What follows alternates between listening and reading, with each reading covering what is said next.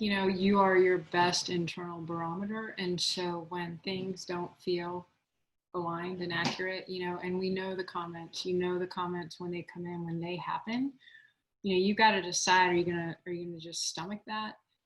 Are you going to connect with somebody, even if it's just like I was saying, sort of under the cone of silence with another woman? Because then at least, if you can express that you're going through something, she may then express, and you suddenly you realize there's a solidarity there and that you're not the only one seeing this problem.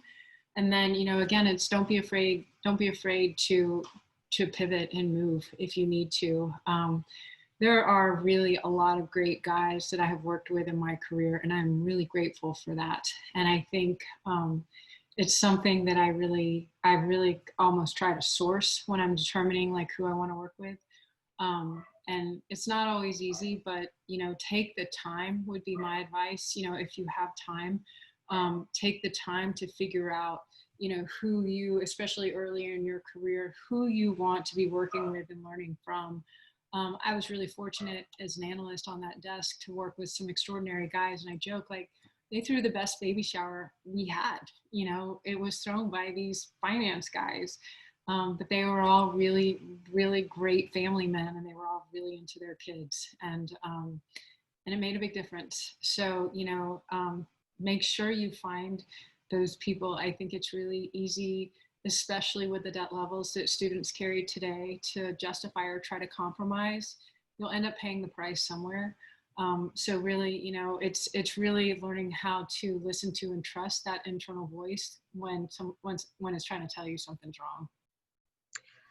I was quite inspired by a student who came to us when she felt an inequity happen in terms of an event around entrepreneurs, and she voiced the issue, which is hard to do, then was brave enough to address the issue with this male student and talk about the issue. And I think this is so, to do it, like you said, when your moral compass is telling you to address it, even if you're young, even if you're in school and it's just like a project, because that opened this male student's eyes to something he was doing that if it wouldn't have been addressed, he could have done that 20 years from now.